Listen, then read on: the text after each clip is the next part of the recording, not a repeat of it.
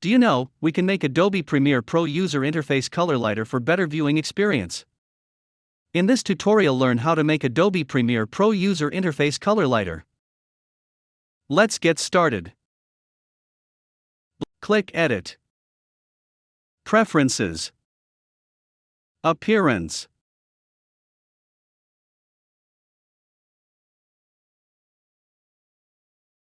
Slide this to lighter. Okay. That's it.